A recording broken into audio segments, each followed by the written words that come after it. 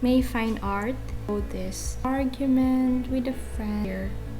I'm not one guys that if you want to be happy, do not dwell in the past or what you're doing that makes you happy or unhappy.